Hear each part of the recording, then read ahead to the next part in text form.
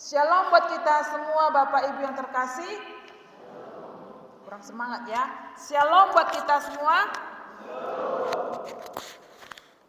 Bapak Ibu yang diberkati oleh Tuhan kita Yesus Kristus, firman Tuhan yang akan menyapa kita pada minggu kedua di bulan September ini, yang tertulis di dalam kitab Matius pasalnya yang ke-18, dimulai ayat 15 hingga ayatnya ke-20.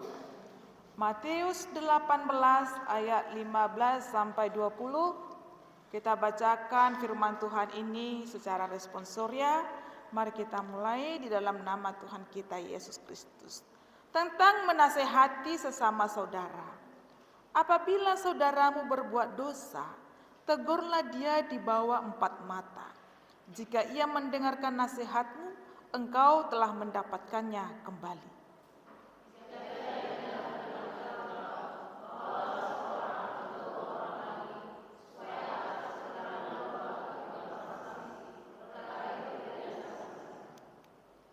Jika ia tidak mau mendengarkan mereka, sampaikanlah soalnya kepada jemaat.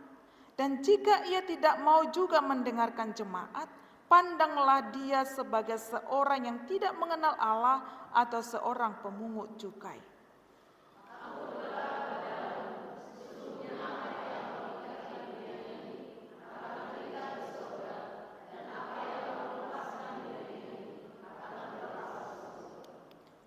Dan lagi aku berkata kepadamu, jika 2 orang daripadamu di dunia ini sepakat meminta apapun juga, permintaan mereka itu akan dikabulkan oleh Bapakku yang di sorga. Kita sama-sama 20. Sebab di mana 2 atau 3 orang berkumpul dalam namaku, di situ aku ada di tengah-tengah mereka. Amin. Sampai sedemikian firman Tuhan. Bapak, Ibu, dan saudara-saudaraku yang diberkati oleh Tuhan kita Yesus Kristus. Lewat kebenaran firman Tuhan, ada sebuah tema yang mau kita renungkan, yaitu hidup sebagai orang beriman. Ya, hidup sebagai orang beriman. Jemaat Tuhan, salah satu bukti menunjukkan bahwa kita ini adalah orang beriman adalah mau menasehati dan mau mendengarkan nasihat. Itulah bukti bahwa kita ini orang yang beriman. Mau menasehati dan mau mendengarkan nasihat. Tidak dapat disangkal Bapak Ibu bahwa hal menegur kesalahan dan dosa orang lain itu memang sesuatu pekerjaan yang sangat sulit. Ada banyak orang Kristen itu yang merasa sudah benar, sudah sempurna, sehingga tidak mau ditegur, tidak mau diingatkan, tidak mau dinasehati. Ada banyak kehidupan orang Kristen yang menegur kesalahan dan dosa orang lain tidak dengan cara bijaksana. Dia ungkapkan berupa perasaan kesal, jengkel, dengan kata-kata yang kasar dan tidak melihat tempat. Di tempat umum pun gas terus. Ada yang lebih parah lagi dari kehidupan orang Kristen dalam kehidupan kita sebagai orang beriman. Masa bodoh, no problem atas apa yang terjadi. Ya, saya masih ingat sekali waktu kami melayani di sebuah daerah. Ya, kalau saya ingat itu saya mau ketawa sendiri. Ya, ada sepasang jemaat ini yang sudah lansia. Ya, sepasang suami istri yang sudah lansia. Waktu sehatnya si ibu ini, waktu masa mudanya dia memang seorang pengurus gereja, ya, dan seorang agak tukang kaya sedikit. Nah, dan ini terbawa-bawa hingga masa tuanya. Memang orangnya sip lah, ya. Kadang saya bilang, ibu seorang yang kalah kami yang muda-muda ini, saya katakan. Nah, suatu ketika ini ceritanya perayaan Natal, ya. Perayaan Natal itu ada liturgi berkeluarga, dan tibalah mau giliran si keluarga ini. Memang si suaminya ini karena sudah tahu karakter istrinya ini yang cemana, ya, dengan gayanya, dengan ya semualah. Suaminya ini sudah mengingatkan dari rumah. Unang ban si pangkaron muda, enggak batua ho, unang sok-sok hafal ho liturgi, buang manon bibeli itu jolo, gitu ya. Bawalah Alkitab itu ke depan, walaupun kau sudah hafal. Sok tahu aja kau pengucap katanya kan. Aku masih hafal, aku masih gesit, aku masih ini gitu, ya. Tibalah di depan, ya. Duluan istrinya, baru suaminya. Tibalah ini sama si istri ini, si opung boru ini, ya, ditiup memihon. Dengan kayaknya, semua jemaat menunggu apa liturginya yang mau dikatakan. Nah, dia mulai bingung, ya perjono, kan gitu. Yang dia ingat, dangbe. Mulai bingung dia, apa ya? Di gue mata yang sampingnya kan, suaminya nggak mau tahu, udah gitu dalam hatinya. Mulai buyar pikiran si opung boru ini. Digue lagi, aduh, tahu, kata suaminya itu. Akhirnya, dangbe, amin, katanya. Karena hanya itu yang dia ingat. Bapak Ibu diberkati oleh Tuhan kita Yesus Kristus. Terkadang kita ketika ada mengingatkan kita, ya seperti opung boru itu dipaingot ingat tanah yang sudah tua. Memang ke waktu masih muda itu masih gesit, baik. Ya bisalah diandalkan. Lihat usiamu. Walaupun kau sudah hafal, bawa jugalah Alkitab itu. Itu sesuatu nasihat yang positif sebenarnya yang disampaikan oleh opung doli itu tadi.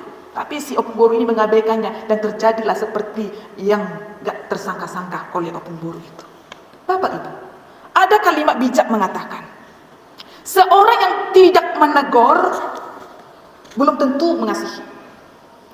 Dan orang yang menegur pun belum tentu mengasihi. Ribet ya. Ada kalanya kita menegur karena benci. Ada juga kalanya ia menegur karena kita sakit hati. Ada kalanya kita mendiamkan masa bodoh dengan semua yang terjadi. Yang penting hidupku nyaman, aman, dapatan, dan tidak diganggu. Macam ragam. Ya. Teguran kita kepada siapapun yang hidup di dalam kesesatan dan dosa bukanlah karena kita benci,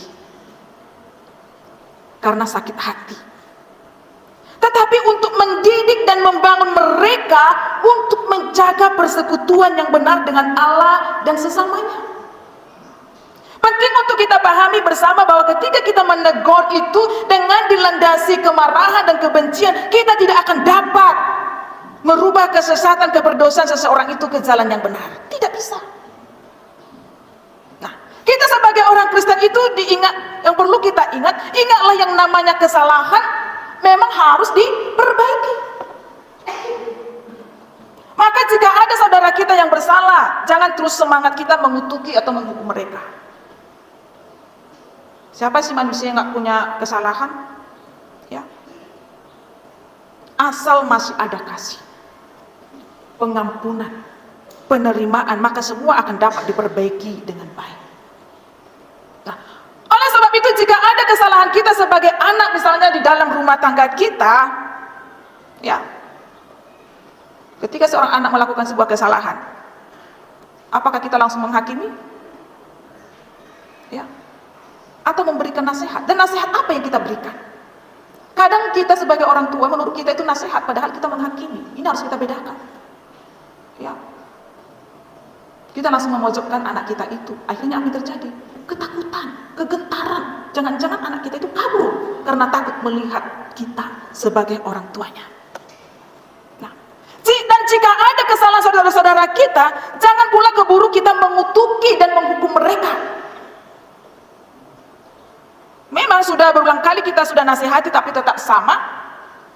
Kemudian kita kata, aku benci, sakit kali kurasakan.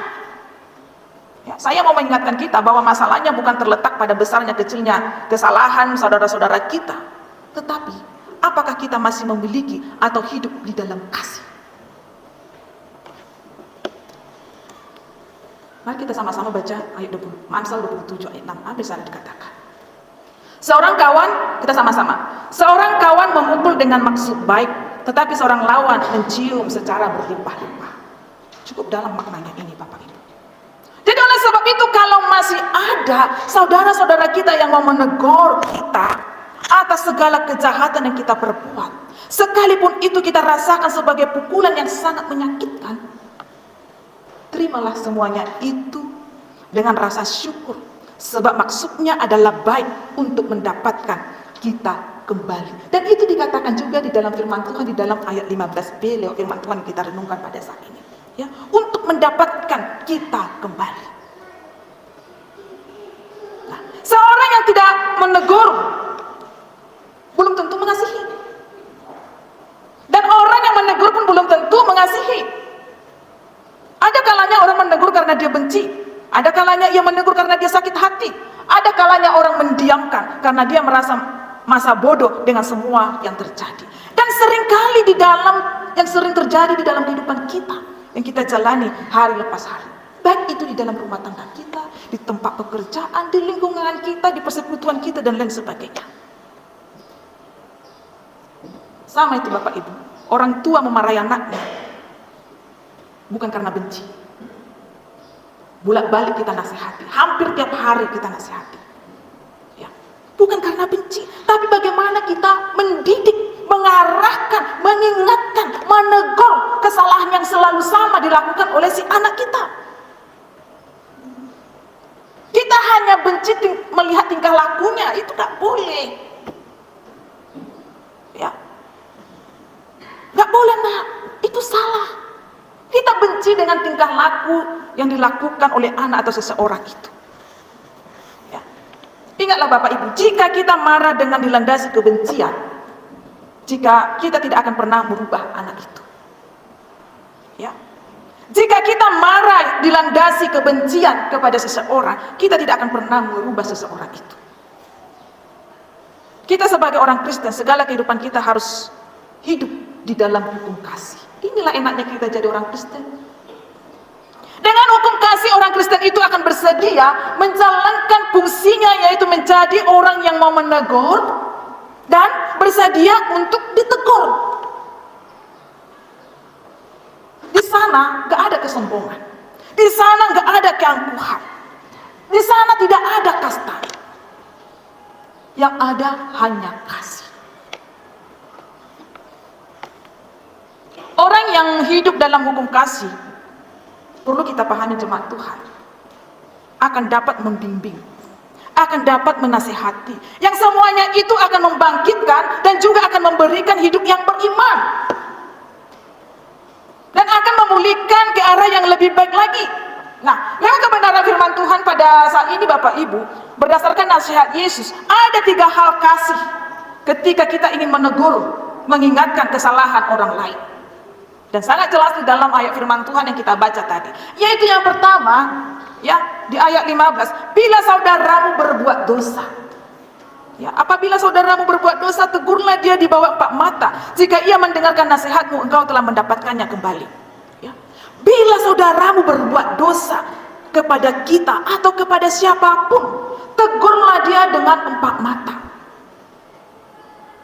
Dan di dalam Imamat 19 ayat 17 di sana juga dikatakan, jangan engkau membenci saudaramu di dalam hatimu, tetapi engkau harus berterus terang menegur orang sesamamu.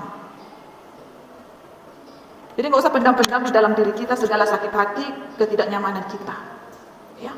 Mengapa harus 4 mata? Agar dia merasa tidak dipermalukan. Dan dia mau lebih terbuka, agar dia menyadari dosanya. Sesudah dia sadar, baru dia bertobat. Itu yang pertama. Kemudian yang kedua, bila tidak bersedia, boleh solo dong. Ya, bila dia tidak bersedia, kata firman Tuhan, bawalah seorang atau 2 orang lagi, agar atas keterangan 2 atau 3 orang saksi perkara itu tidak disangsikan. Dan ini kalau kita baca di dalam Ulangan 19 ayat 15. Hal yang sama juga diutarakan di sana. Di samping itu, di mana 2 atau 3 orang berkumpul dalam nama Yesus, di situ juga hadir Yesus. Dan juga dikatakan dalam firman-Nya, kalau nggak mau juga, ini kan itu sifat kita, tabiat kita sebagai manusia seperti itu. Boleh solo dong. Ya. Bila dia juga tidak bersedia, tindakan selanjutnya apa? Bawalah ke persekutuan jemaat. Kesaksian atau 3 orang jemaat sangat kuat membantu menyelesaikan masalah persekutuan jemaat.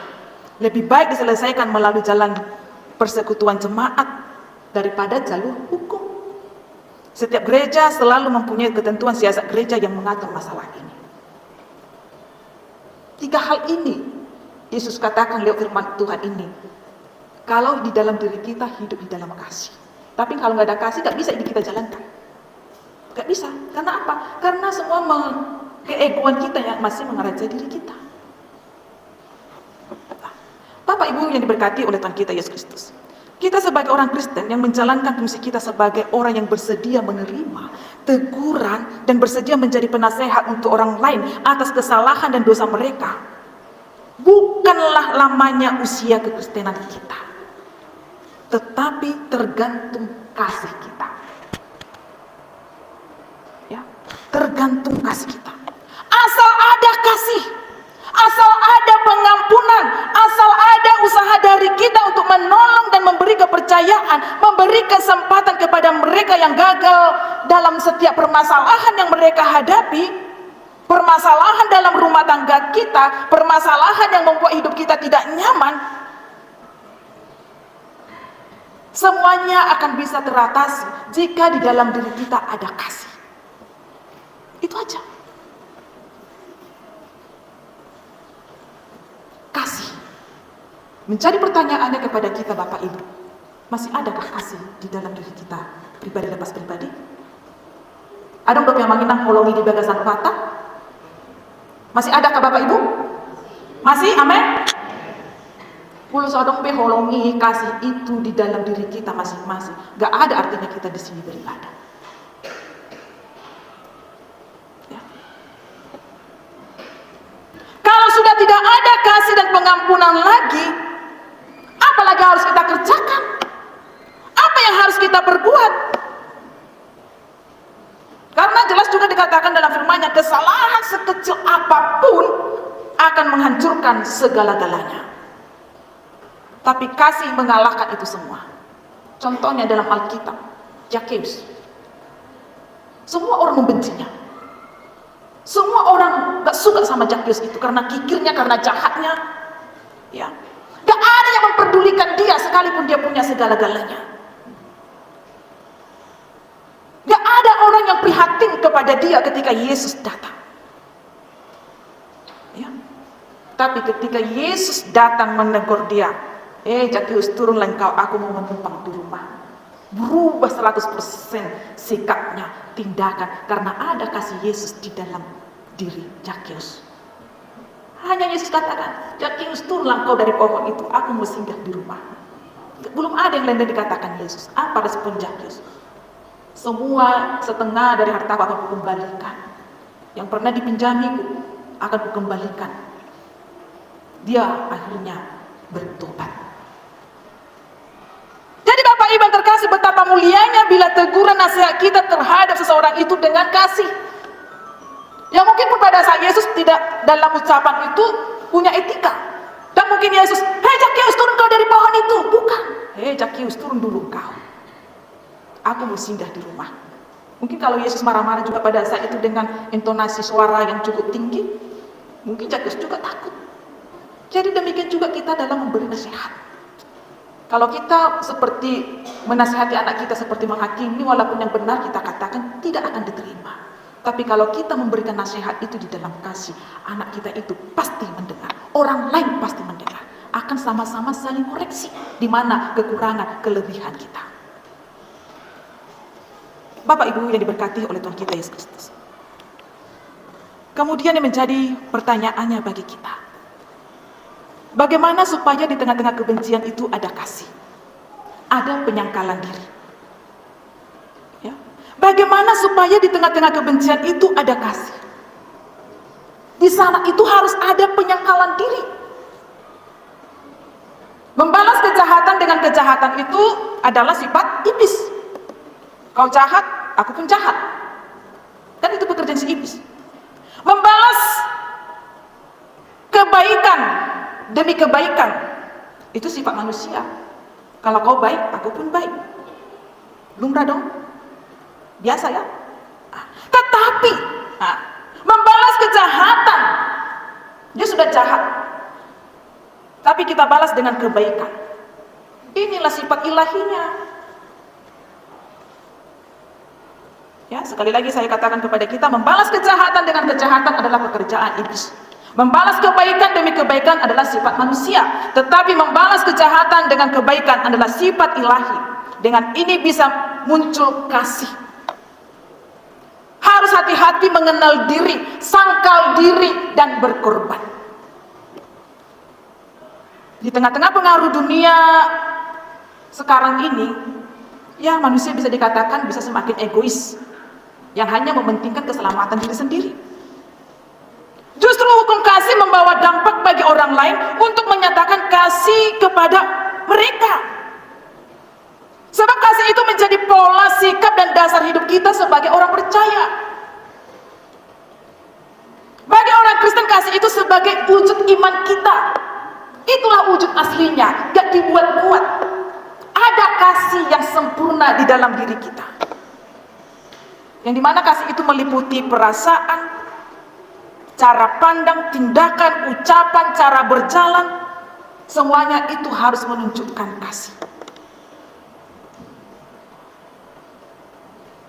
Jemaat yang diberkati oleh Tuhan kita Yesus Kristus. Kemudian setiap orang Kristen harus bisa menghargai waktu yang masih Tuhan berikan kepada kita untuk mengerjakan apa yang menjadi kehendak Tuhan. Ya. Kita yang telah ditebus oleh Yesus Kristus sangat berhutang besar sebenarnya kepada Yesus. Yang sebenarnya kita harus membayar hutang kita itu dengan segala memperbaiki sikap kita yang lama menuju kepada manusia baru, yang dimana kita sudah diubahkan, sudah ditanggalkan oleh segala dosa-dosa dan perbuatan kita. Hiduplah dengan benar, hiduplah dengan kudus. Sebagai orang Kristen kita harus bersedia menjadi penasehat, penegur, dan menasehati. Coba mari kita buka kitab kita, Yehezkiel 33 ayat 7 sampai 9. Ya. Yehezkiel 33. Ya, ada 3 ayat ini kita bacakan dulu, 389 ya. 789. Yehezkiel 33. Bila ada yang sudah menemukannya, mari seorang membacanya. Siapa ayat 7?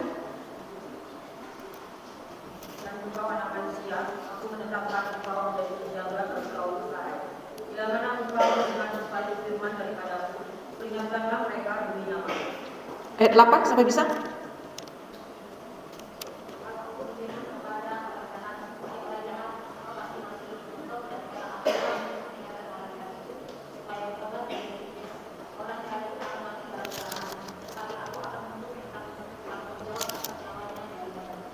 Ayat 9.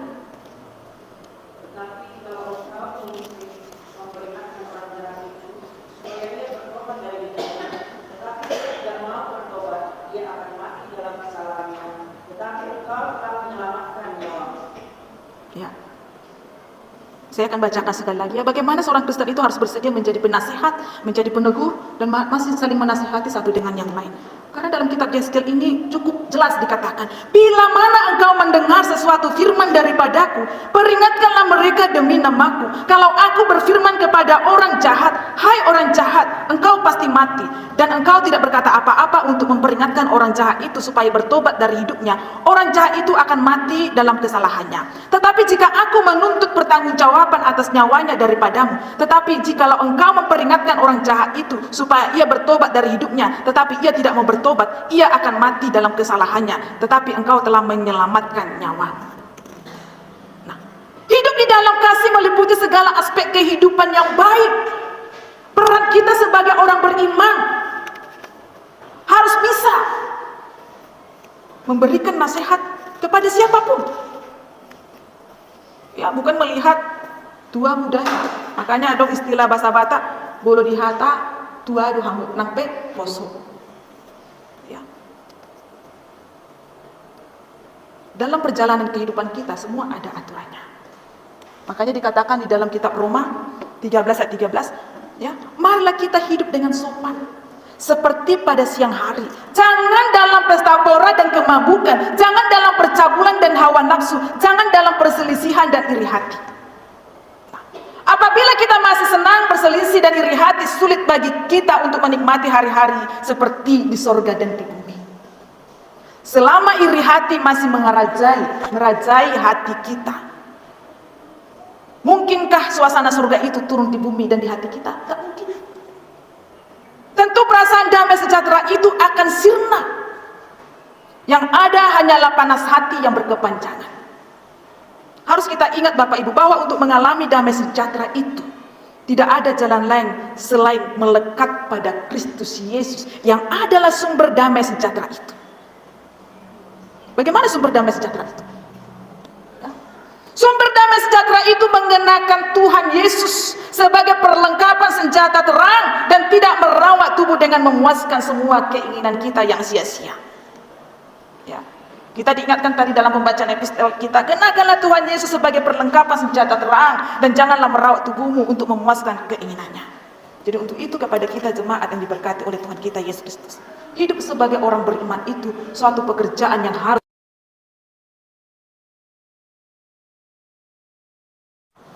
Untuk itu Bapak Ibu, lewat kebenaran firman Tuhan pada saat ini, saya mau mengundang kita semua menyanyikan sebuah lagu supaya kasih itu mengingatkan kita kembali, kasih itu ada di dalam diri kita kembali, ya. Kasih itu kembali kepada kita masing-masing sehingga kita boleh saling mengasihi satu dengan yang lain. Kita nyanyikan pujian ini, jemaat kami undang bangkit berdiri, bahwa kasih itu lemah lembut, kasih itu memaafkan, kasih itu murah hati, ya. Lewat kasih yang kita miliki Bapak Ibu, mari kita hadirkan di dalam diri kita masing-masing.